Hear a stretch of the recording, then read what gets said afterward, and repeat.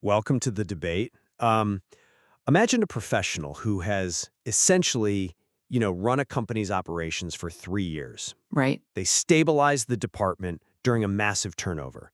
They manage handoffs, and they built the tracking structures everyone relied on.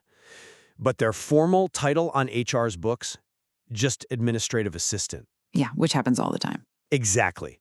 So when they decide they want to target an operations manager role, do they need to go back to school to get a completely new degree, or do they just need, better vocabulary to describe what they've already done? Well, that tension right there is entirely about how we weigh the messy, lived reality of work against the rigid expectations of the market.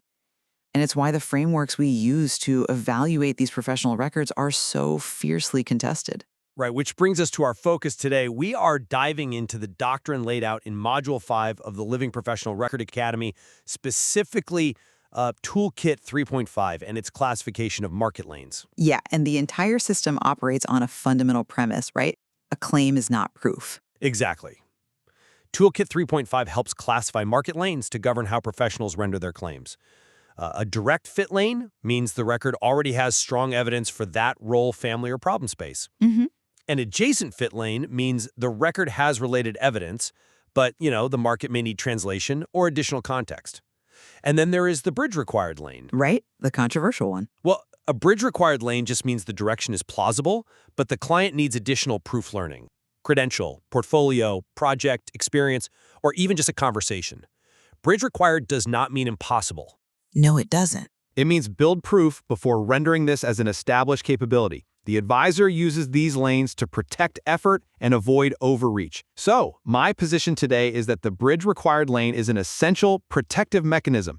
It forces professionals to ground their claims in undeniable reality.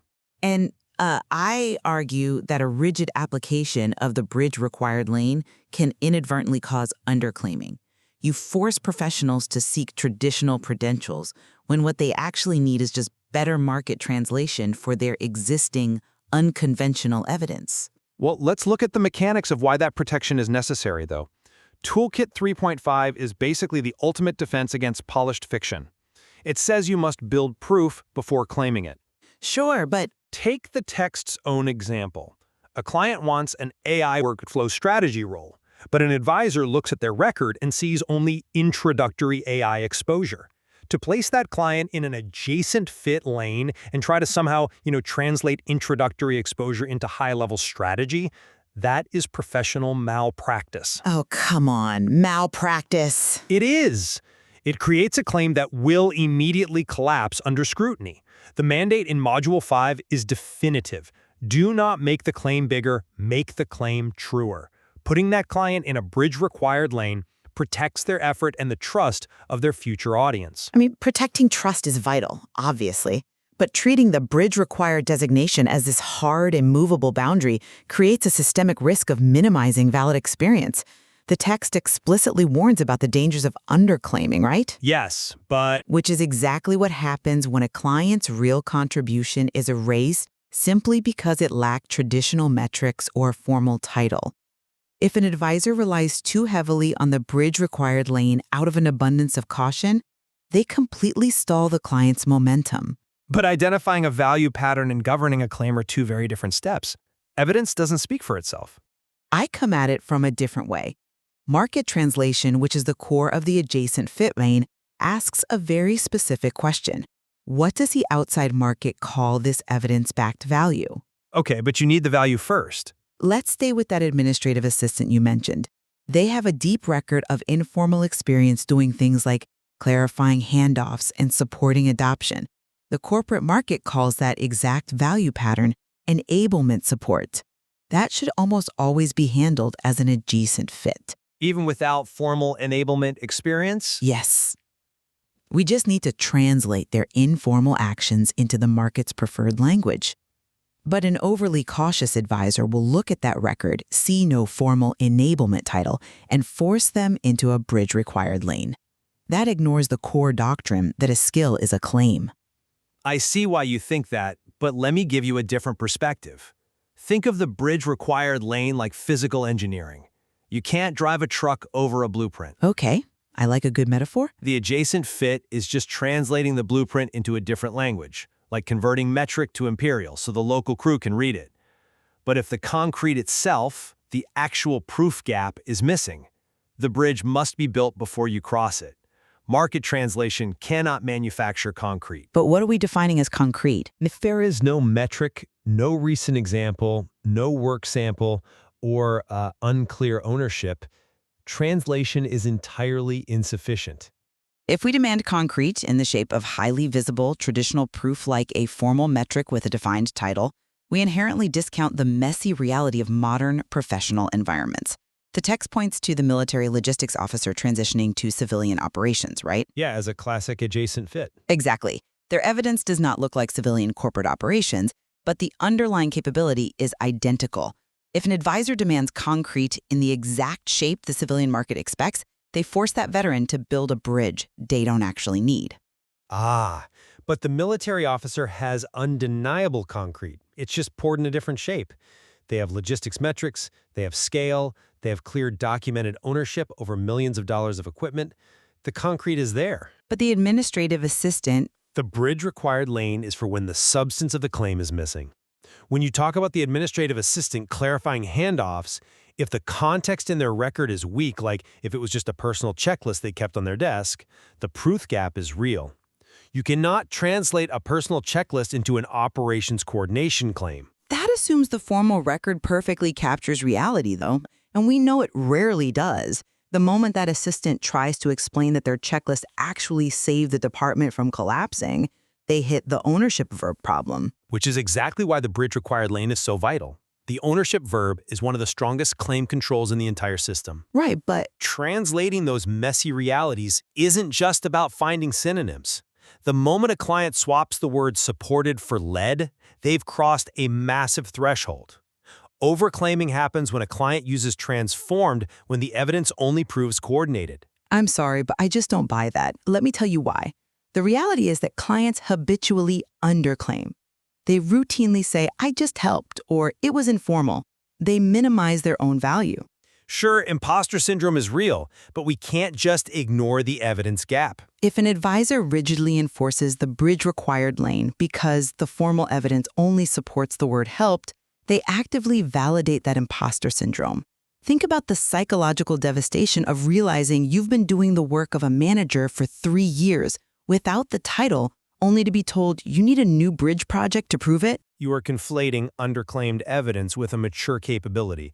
The advisor's job is absolutely to investigate those underclaims. They must dig into the operational texture, but once that contribution is revealed, it still has to be mapped to a claim status. And I am arguing that the demand for demonstrable proof often becomes a trap. Let's vocalize what listeners are probably thinking right now. The bridge required lane just feeds the certification industry. Oh, wow. That's a stretch. It's not. When you tell a client their experience isn't enough, their immediate reaction is to go buy a certificate. They spend thousands of dollars getting a piece of paper that proves a bounded fact, not the full meaning of a capability. That is a total misreading of the text. Toolkit 3.5 explicitly states that a bridge required lane means building proof through learning, credentials, portfolios, projects, experience, or conversation. It does not mean go buy a certificate. But that's how it plays out in reality. It means closing the specific proof gap. If the gap is a lack of recent applied practice, a certificate will not close it. An applied project will. If the gap is a lack of contextual understanding, an informational conversation with an industry insider might close it. If the gap is real, but if the gap is simply a lack of market translation, you are basically making them pour concrete over dry land. And this heavily impacts how these claims are actually tested in the real world using positioning hypotheses. Right. Toolkit 3 outlines the positioning hypotheses as a disciplined direction to test based on the record. Exactly. It is a testable statement. It's specifically not a final brand. It is not a promise. It's designed to be tested against job postings and market conversations. So why demand a client complete a new applied project before they even take their hypothesis to the market? To see if their existing value pattern resonates, we should be using adjacent fit translation to create the hypothesis and letting the market tell us if the bridge is actually required. I'm not convinced by that line of reasoning because you cannot take an unsupported claim to the market just to see what happens. That risks catastrophic damage to the professional's credibility. They're just testing the waters. Testing a hypothesis without first governing the claim leads to the exact crisis the system was built to avoid. The text asks a defining question for advisors. What would happen if a careful interviewer asked for the reality beneath this claim? They would share their operational texture. They would share an unsupported narrative. If the target audience demands a level of ownership or scale that the client's informal experience simply cannot support, the claim collapses. Not necessarily. Imagine that interview. The hiring manager starts asking 3 layers of why and how about enterprise-scale deployment.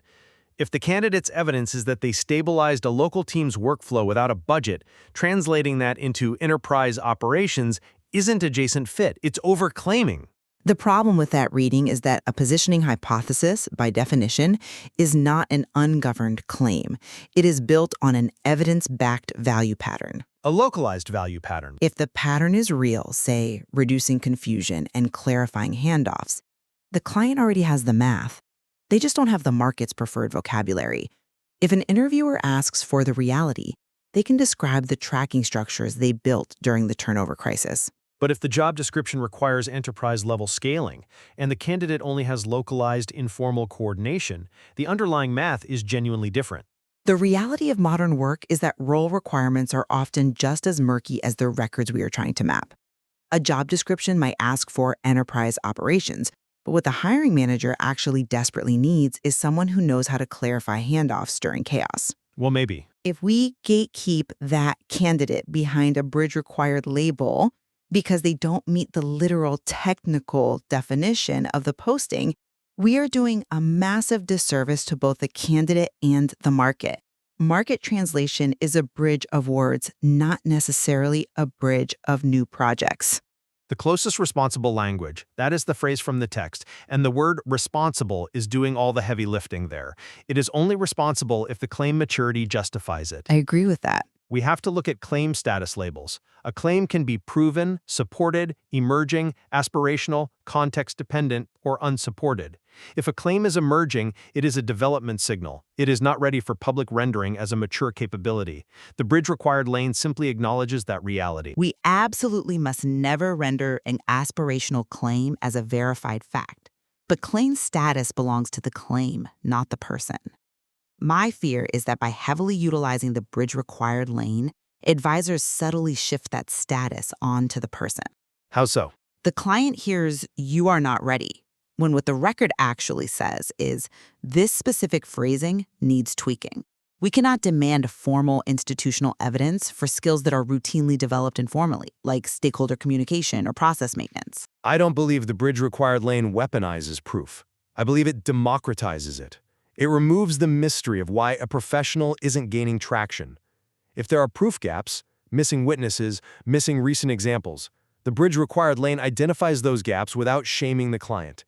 It gives them agency. It gives them agency to go do more work for skills they might already possess. It gives them agency to build the undeniable proof that will make them bulletproof in the market. So as we wrap up this discussion, I maintain that Toolkit 3.5's lane classifications give the living professional record its integrity. They are definitely foundational. The bridge-required lane is an honest, actionable roadmap. It protects professionals from the immense dangers of overclaiming, of inflated ownership, and AI-inflated language. It ensures that their claims are unshakable. Do not make the claim bigger. Make it truer. And, I will always acknowledge the deep need for guardrails. We absolutely must utilize claims to avoid to prevent drift and protect credibility. Right. But we must remain hyper-aware of the danger of over-relying on the bridge-required designation. True market translation is often messy, informal, and deeply nuanced. Underclaiming is just as damaging to professional truth as overclaiming, and it's far more insidious because it looks like humility. We clearly remain in disagreement regarding the exact threshold where market translation ends and a literal capability gap begins. But this tension between overclaiming and underclaiming perfectly captures the incredible complexity of professional truth. Oh, absolutely. And there is so much more to explore within the LPR evidence framework, especially in how these governed claims are eventually rendered in Module 8. The messy reality of human experience rarely fits neatly into 3 diagnostic lanes. Which means that that initial diagnostic process we talked about is never going to give us a clean binary answer. We're going to have to keep navigating these muddy waters, balancing the need for undeniable proof against the reality of informal value. Ultimately, the listener will have to decide for themselves just how strictly the lanes of professional truth should be governed.